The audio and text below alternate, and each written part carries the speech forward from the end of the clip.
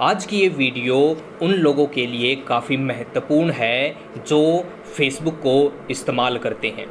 कुछ दिनों से एक खबर काफ़ी चर्चा में है कि फेसबुक अकाउंट्स को हैक किया जा रहा है या आपकी प्रोफाइल जैसी ही डुप्लीकेट प्रोफाइल बनाकर आपके दोस्तों से टेक्स्ट मैसेज करके पैसे मांगे जा रहे हैं।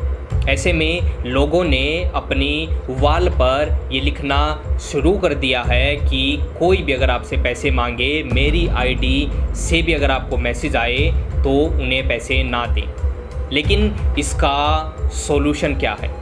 आज मैं आपके लिए इसका सॉल्यूशन लेके आया हूँ कि कैसे आप अपने फेसबुक अकाउंट को हैक होने से बचा सकते हैं। साथ ही आप कैसे ये पता लगा सकते हैं अकाउंट लॉगिन होगा, आप उसको देख सकते हैं। साथ ही मैं इसमें बात करूँगा टू फैक्टर ऑथेंटिकेशन की कि टू फैक्टर ऑथेंटिकेशन क्या होता है और आप कैसे इसका इस्तेमाल कर सकते हैं। साथ ही मैंने बात की है एडवोकेट सुमित कौशिक से, जिन्होंने बताया कि हमारे इंडिया में साइबर क्राइम को लेकर क्या लॉज है। अगर आपकी आईडी हैक होती है या इस तरीके की कोई भी घटना आपके साथ घटती है तो आप कैसे अपना बचाव कर सकते हैं या कंप्लेंट कैसे कर सकते हैं। नमस्कार, मैं सनी कौशिक और आप देख रहे हैं स्पेशल रिपोर्ट।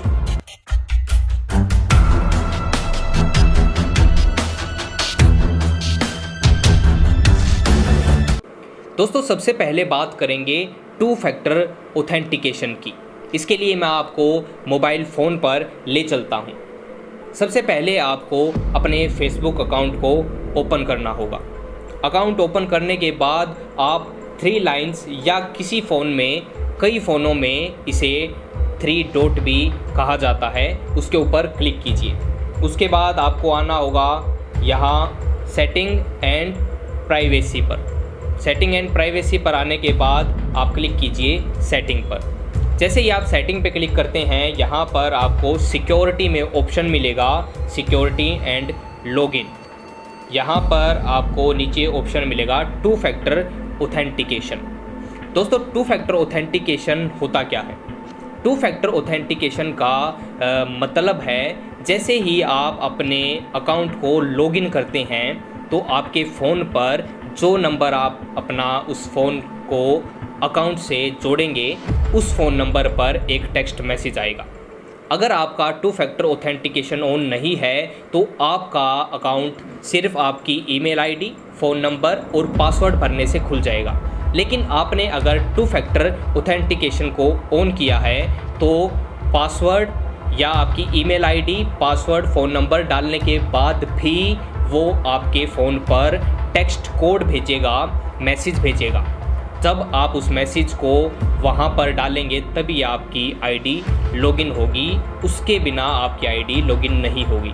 ऐसे में आपका अकाउंट जो है वो सिक्योर हो जाता है। अगर आपकी आईडी और पासवर्ड किसी को पता भी चल गया है, उसके बावजूद वो उस आईडी को खोल नहीं पाएगा, क्योंकि जैसे ही वो लॉगिन करने की उसकी कोशिश करेगा वैसे ही आपके फ़ोन पे टेक्स्ट मैसेज आएगा, एक टेक्स्ट कोड आएगा।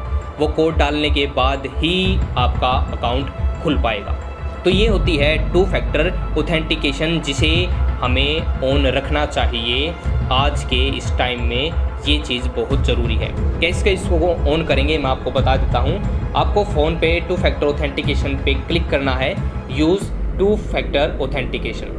जैसे ही आप इस पे करेंगे, यहाँ पर आपको ऑप्शन मिल जाएगा फ़ोन नंबर डालने का और टेक्स्ट कोड, और आप एक बार आपसे पासवर्ड पूछेगा, उसके बाद इस पे आप इसको कर सकते हैं। मैंने यहाँ पे ऑन कर रखा है, इसलिए मेरा सिक्योरिटी मेथड में फ़ोन नंबर दिखा रहा है। अगर आपने इसको ऑन नहीं किया है तो आप इसको ऑन कर लें। इसके बाद दूसरा जो ऑप्शन है वो है गेट अलर्ट्स। जैसे ही आपके अकाउंट को अगर कोई भी खोलता है तो आपको उसका अलर्ट मिलना चाहिए, आपको एक मैसेज मिलना चाहिए कि आपका फेसबुक अकाउंट यहाँ पर लॉगिन हुआ है, चाहे उसे आप खुद ही क्यों ना खोलें। अगर आपने एक फ़ोन में खोल रखा है और दूसरे फ़ोन में आप खोलना चाहते हैं या कंप्यूटर में उसे खोलना चाहते हैं तो आपके पास एक अलर्ट ज़रूर आएगा कि आपके इस अकाउंट को लॉगिन किया गया है यहाँ पर। उसके लिए आपको जाना होगा सेटिंग आप एक्स्ट्रा सिक्योरिटीज़ में get alert on unrecognized logins. आप जैसे ही इस पर क्लिक करते हैं तो आपको यहाँ पर 3 ऑप्शन मिलेंगे, नोटिफिकेशन, उसके बाद मैसेंजर और ईमेल। आपको नोटिफिकेशन को ऑन करना है, मैसेंजर को भी ऑन करना है और तीसरे ऑप्शन को भी, ईमेल को भी ऑन करना है कि कहाँ आपको वो नोटिफिकेशन मिले। आप तीनों को ऑन कीजिए। जैसे ही आप कहीं लॉगिन करेंगे या कोई और भी लॉगिन करने की कोशिश करेगा तो आपको यहाँ पर आपके फ़ोन पर मैसेज मिल जाएगा। यहाँ पर इसका 3 ऑप्शन का मैं आपको समझा देता हूँ। नोटिफिकेशन सबसे ऊपर है, इसका मतलब आपको नोटिफिकेशन मिल जाएगी जैसे ही कोई लॉगिन करेगा। उसके बाद अगर मैसेंजर, जो फेसबुक का मैसेंजर होता है जहाँ हम चैट करते हैं, अगर उसमें भी कोई लॉगिन करता है तो आपको वहाँ भी आपको पता चल जाएगा, इसलिए इसको भी ऑन करें। तो ये लॉगिन अलर्ट्स हैं। अगर कहीं भी आप लॉगिन, चाहे आप खुद ही लॉगिन क्यों ना करें, आपको एक नोटिफिकेशन ज़रूर मिलेगी कि आपका ये अकाउंट यहाँ पर लॉगिन हुआ है। थर्ड ऑप्शन है, आप कैसे पता लगा सकते हैं कि आपकी आईडी कहाँ कहाँ पर लॉगिन हुई है या आपने किस किस डिवाइस में अपनी आईडी को खोला हुआ है। उसके लिए आपको यहाँ पर ऑप्शन पे क्लिक करना है, सी ऑल। जैसे ही आप इस ऑप्शन पे क्लिक करेंगे, आपकी फेसबुक आईडी जहाँ जहाँ पर लॉगिन होगी आपको वो डिवाइस यहाँ पर दिख जाएंगे। अगर आपको लगता है ये डिवाइस आपके नहीं है तो आप यहाँ से इसको लॉग आउट भी कर सकते हैं। उसके लिए आपको log out of all session पे क्लिक करना होगा। आप जैसे इस पे क्लिक करेंगे लॉग आउट का ऑप्शन आएगा। लॉग आउट ऑप्शन पे क्लिक करते ही आपकी फेसबुक आईडी जहाँ भी जिस भी डिवाइस में खुली होगी वहाँ से लॉग आउट हो जाएगी। अगर आपको लगता है कि आपने इन डिवाइस पर अपनी आईडी को नहीं खोला है तो आप यहाँ से उसे लॉग आउट कर सकते हैं। चौथा ऑप्शन है एक्टिविटी लॉग, जहाँ से आप ये पता लगा सकते हैं कि आपने अपनी फेसबुक आईडी पर क्या क्या एक्टिविटीज़ की हैं। अगर इस एक्टिविटी में आपको कुछ ऐसा दिखता है कि जो आपने नहीं किया तो हो सकता है आपके आईडी के साथ या आपकी फेसबुक अकाउंट के साथ कहीं ना कहीं छेड़छाड़ हो रही है। वो आप कैसे देख सकते हैं, उसके लिए आपको सेटिंग एंड प्राइवेसी में ही नीचे यहाँ आना होगा, योर फेसबुक इन्फॉर्मेशन, और क्लिक कीजिए एक्टिविटी लॉग पर, जहाँ आपको आपकी आईडी की हर एक्टिविटी दिखेगी। आपने किसका पोस्ट को लाइक किया है, किस पोस्ट को शेयर किया है, या आपने क्या पोस्ट किया है, क्या कमेंट किया है, वो सारी चीज़ें आपको यहाँ पर डेट वाइज दिखेंगी। एक एक एक्टिविटी आपकी यहाँ आपको दिखती रहेगी। अगर आपको ऐसा लगता है कि ये एक्टिविटी आपने नहीं की है तो हो सकता है आपका अकाउंट किसी और फ़ोन में खुला हुआ है। उसके लिए आप सिंपली इससे पहले वाला जो ऑप्शन मैंने बताया है वो कर सकते हैं। आप लॉग आउट कर सकते हैं जहाँ भी आपका डिवाइस खुला होगा। चलिए अब बात करते हैं एडवोकेट से कि क्या लॉज हैं अगर आपका अकाउंट किसी भी तरीके से हैक हो जाता है तो उसके बाद आप कहाँ कंप्लेंट कर सकते हैं, या हमारे इंडिया में कौन से लॉज हैं। तो पहला सवाल मेरा ये है, क्या हमारे पास इस तरीके का लॉज है या इंडिया में ऐसा कोई कानून नहीं है? बिल्कुल है, क्लियर लॉ है बिल्कुल इस पे, और उसको बोलते हैं information technology act, IT act भी बोलते हैं, साइबर लॉ के अंडर आते हैं ये। तो साइबर लॉ से रिलेटेड कोई भी क्राइम होता है तो उसके लिए स्पेशल पुलिस स्टेशन बना रखे हैं हर डिस्ट्रिक्ट में, वहाँ आप जाके कंप्लेंट फाइल कर सकते हैं।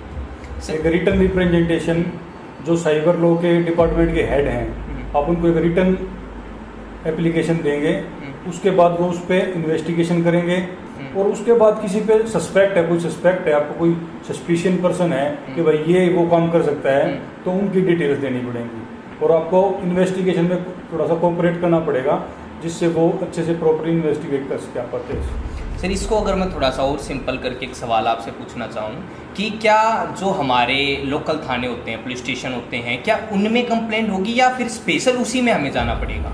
ऐसा है, मान लो स्टार्टिंग में कोई नया बंदा है, किसी के साथ हैकिंग हुई है या आईटी एक्ट से रिलेटेड कोई भी क्राइम हुआ है, मोबाइल फ़ोन का है या कंप्यूटर से रिलेटेड है, कोई हैकिंग है, कुछ भी क्राइम है, और जो आईटी एक्ट साइबर लॉ के अंडर आता है, तो हम फर्स्ट क्या करते हैं कि किसी भी नियर बाय चौकी में और थाना में भी जा सकते हैं। तो अगर आपको नॉलेज नहीं है कि भाई एप्लीकेशन कहाँ मूव करनी है, तो वो जो लोकल पुलिस वाले होंगे वो आपको डायरेक्ट करेंगे कि भाई हमारे एरिया में साइबर लॉ या साइबर पुलिस स्टेशन है, वो फलां जगह पे लगता है, तो आप वहाँ जाके अपनी कंप्लेंट फाइल कर सकते हैं। वो प्रॉपर इन्वेस्टिगेट करेंगे और उसको अच्छे से मैटर को सोल्व आउट करेंगे। तो इस तरीके से हम उसको कर सकते हैं। बिल्कुल। इससे अलग कोई अगर, क्योंकि बहुत सारी चीज़ें ऐसी होती हैं लोगों को भी अपने आप देखनी होती हैं, या सबसे बड़ी दिक्कत जो हमारे यहाँ पर होती है कि लोगों को नॉलेज नहीं है इसमें, तो इस तरीके की कौन से वो लोग हैं जिनके पास वो मिल सकते हैं इस तरीके की? क्या वकील सही है वो इंसान जिससे वो पूछ सकते हैं, या पहले वकीलों से मिले या सीधे पुलिस स्टेशन में? क्योंकि हमारा जो माहौल है वो सीधा पुलिस स्टेशन में जाने का नहीं है, क्योंकि नए बच्चे हैं, अगर उनका हैक हो जाता है तो वो क्या करते हैं, कोई बात नहीं दूसरी बना लेते हैं, लेकिन कई बार वो काफ़ी गंभीर चीज़ें उनके साथ होती हैं, तो उसके लिए क्या उन्हें एडवोकेट से मिलना चाहिए या सीधा ही पुलिस स्टेशन जाना चाहिए? बहुत सिंपल सी बात है, जब भी कोई भी क्राइम होता है या किसी के साथ कोई प्रॉब्लम होती है, कोई अपने आप को एग्रीव्ड फील करता है मेरे साथ गलत हुआ, तो सीधी सी बात है हम जो एडवाइस लें वो हम एडवाइस क्या लेंगे, लीगल एडवाइस लेंगे, तो वो एडवाइस एटलीस्ट लॉयर से लें। हमारी सोसाइटी में क्या होता है, अगर हमारे साथ कुछ गड़बड़ हुई है, कुछ प्रॉब्लम हुई है, तो हम अपने दोस्त के पास फ़ोन करेंगे और किसी नॉन के पास फ़ोन करेंगे, पर जो इस फील्ड के एक्सपर्ट है उसके पास नहीं जाते हैं। प्रोविज़न बहुत सारे हैं, लीगल प्रोविज़न है, पिनल प्रोविज़न है, लेकिन हम उनको यूज़ जब कर पाएंगे जब हम उसकी नॉलेज करेंगे, रखेंगे, और नॉलेज जब होगी जब हम उसके पास एक्सपर्ट के पास जाएंगे, वो इनके बारे में आपको डिटेल से स्टडी कराएगा और आपको नॉलेज देगा, आपको अच्छी सजेशन और एडवाइस देगा। तो एडवोकेट एक वो आदमी है जो आपको इन लॉ के बारे में बता सकता है। कुछ एडवोकेट्स हैं जो IT एक्ट में प्रैक्टिस करते हैं अच्छी।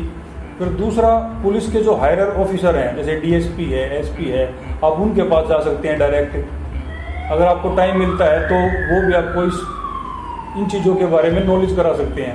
दूसरी चीज़ इसमें एक अच्छा इनिशिएटिव ये हो सकता है, कुछ एडवोकेट्स मिलके या कोई एक स्पेशल एडवोकेट जो IT एक्ट में डील करता है वो कुछ सेमिनार अरेंज करें लोकल पीपल के लिए, या स्कूल कॉलेजेस में सेमिनार किए जाएं, या फिर ये हो सकता है कि जो कंप्यूटर और IT से रिलेटेड बंदे हैं उनको ये कम से कम लीगल जो अपना IT एक्ट से रिलेटेड है लॉज, उनकी जानकारी तो एटलीस्ट उनको कराई जाए। सर आप ये बात कर रहे हो, मैं इसी में एक सवाल जोड़ना चाहता हूँ। ऐसी घटनाएं बहुत सारी हैं जो हम आमतौर पे न्यूज़पेपर या न्यूज़ में, मीडिया में देखते रहते हैं कि ऐसी घटनाएं हो रही हैं, लेकिन इन पे आगे फर्दर कभी भी एक्शन नहीं होता कि किसी का हैक हुआ या उसके साथ धोखाधड़ी हुई, फर्दर एक्शन नहीं होता। उसके पीछे मेन क्या कारण है? क्या नॉलेज नहीं है लोगों को या कुछ और इसमें कारण है? इसके पीछे दो फैक्टर हैं। एक फैक्टर तो सबसे बड़ा ये है कि लोग इनिशिएटिव नहीं लेते। अगर मान लो मेरा फेसबुक अकाउंट हैक हुआ है तो मैं अपने आप को इतना एग्रीव्ड फील नहीं करता कि मैं उसकी जाके कंप्लेंट करूं। वो नॉर्मल सी बात हो जाती है, नॉर्मल बात हो जाती है, चलो हैक हो गया तो उसको बंद करा देंगे और उसको यूज नहीं करेंगे, नई ID बना लेंगे, आगे से ध्यान रखेंगे। दूसरा क्या होता है, जब भी साइबर लॉ से रिलेटेड कोई भी क्राइम होते हैं तो उसमें जो मनी ट्रांजेक्शन है वो ये मान के चलो बहुत ही स्मॉल अमाउंट में है। मान लो 10 रुपए की चोरी है, 20 रुपए की है, 1000 रुपए की है, 2000, 5000, 10,000, 20,000 तक है, तो उसमें आदमी इनिशिएटिव नहीं लेता कि भाई हमने आगे अगर इसको कंप्लेंट को आगे चलाते हैं तो परेशानी होंगी, प्रॉब्लम्स होंगी। इसीलिए जो हैकर्स हैं, जो इस टाइप के क्रिमिनल्स हैं, उन चीज़ों का फ़ायदा उठाते हैं कि स्मॉल अमाउंट की वो चोरी करते हैं साइबर लॉ के थ्रू, और फिर उसका बेनिफिट ये है कि कोई उसकी कंप्लेंट नहीं करता। दो चीज़ें हैं, हमारे साथ कोई भी प्रॉब्लम होती है, हमें जस्ट एक एप्लीकेशन मूव करनी है पुलिस ऑफिशियल्स को, और जैसे ही पुलिस ऑफिशियल्स को हम ये एप्लीकेशन मूव करते हैं वो तुरंत FIR लॉन्च करेंगे, और FIR लॉन्च करके मोशन में आ जाएगी इन्वेस्टिगेशन। उस बंदे का जो कंप्लेनेंट है उसका पार्ट वहीं खत्म। आगे पुलिस का काम है, पुलिस इन्वेस्टिगेशन करेगी, सबूत जुटाएगी, चार्जशीट पेश करेगी। उसका काम इतना ही था कि वो एप्लीकेशन लिख के और रिसीविंग ले ले, DD एंट्री नंबर ले ले, वहाँ से रिसीविंग ले ले उससे पुलिस स्टेशन से कि भाई मैंने ये कंप्लेंट दे दी और अब मेरे को इसकी रिसीविंग दे दो, तो ऑटोमेटिकली वहाँ से एक्शन होगा। अगर वहाँ से एक्शन नहीं होता, 1% मान लेते हैं, पुलिस क्या करती है, SHO कोई कार्रवाई नहीं करता इस पे रिपोर्ट पे, तो हमारे पास CRPC में प्रोविज़न है, हम इसके बाद SP को डायरेक्ट कंप्लेंट कर सकते हैं SHO का रेफरेंस देके। तो उसके बाद अगर एसपी कोई कार्रवाई नहीं करता तो हम अपने एडवोकेट के पास जाके और प्राइवेट कंप्लेंट फाइल कर सकते हैं कोर्ट में। तो सर कई बार ऐसा बोला जाता है कि हमारे जो इंडिया में आईटी एक्ट या इस तरीके के साइबर लॉज कम हैं, ऐसा मेरे को नहीं लग रहा। उस पर आप क्या कहना चाहोगे कि कम है या लोग इनिशिएटिव कम लेते हैं, इसके लिए ये सारी चीजें नीचे रह जाती हैं? दो चीजें हैं। लॉ जब भी नया कोई सब्जेक्ट होता है, लॉ जब भी इवॉल्व होता है तो स्टार्टिंग में क्या होता है, अमेंडमेंट्स होती हैं, नई नई चोरियां आएंगी लॉ में। जैसे कि आईटी एक्ट में नई नई चीजें आएंगी, नए नए आविष्कार करेंगे आदमी चोरी करने के, उसी हिसाब से लॉ एक्सपेंड होगा। तो अभी जो लॉ है वो सफिशिएंट है, जितनी भी ये साइबर लॉज में आदमी हैकिंग करते हैं, क्रैकिंग करते हैं या और भी आईटी एक्ट से रिलेटेड कोई भी क्राइम करते हैं। सिर्फ प्रॉब्लम ये है इम्प्लीमेंटेशन की और नॉलेज की। लॉज हैं लेकिन आदमी सिर्फ 1% ही अवेयर हैं अपने राइट्स को लेकर। दोस्तों इस वीडियो में मैंने आपको 4 तरीके बताए जिससे आप अपने फेसबुक अकाउंट को सिक्योर कर सकते हैं या पता लगा सकते हैं कि कहीं आपका अकाउंट हैक तो नहीं है। इससे अलग आप हमेशा अपने अकाउंट को चेक करते रहें कि उसके ऊपर एक्टिविटीज़ क्या हो रही हैं। कुछ ऐसा तो नहीं है जो आपने नहीं किया हो, कुछ भी आपको उस पर ओढ़ लगे तो लॉग आउट कीजिए। साथ ही कुछ चीज़ें हैं जिसका ध्यान आपको हमेशा रखना चाहिए। पहली है कि अपने अकाउंट का पासवर्ड कुछ टाइम के बाद चेंज करते रहिए। साथ ही आपका पासवर्ड ज़्यादा ही सिंपल नहीं होना चाहिए या ऐसी चीज़ें ना हो जो आसानी से गैस की जा सकती हैं, जैसे आपकी डेट ऑफ बर्थ या आपका फ़ोन नंबर या सिर्फ आपके नाम के साथ 1 2 3 लिख देना। ये बहुत सिंपल सी चीज़ें हैं जिन्हें कोई भी हैक कर लेता है या गैस करके आपके अकाउंट को खोल सकता है। साथ ही मैंने इस वीडियो में आपको हमारे जो इंडिया के लॉज हैं, अगर हैक होने के बाद आप कैसे उसकी कंप्लेंट कर सकते हैं, वो चीज़ें बताई। उम्मीद करता हूँ इस वीडियो से आपको ये चीज़ें समझ में आई होंगी और इन चीज़ों से या साइबर क्राइम से बचने का सबसे बेहतरीन एक ही तरीका है, वो है आपकी जागरूकता। अगर आप जागरूक हैं और आपको पता है कि आपके अकाउंट में क्या चल रहा है या आपके फ़ोन में क्या चीज़ें हैं, तो आप सिक्योर रह सकते हैं और इन छोटी छोटी चीज़ों से बचाव कर सकते हैं।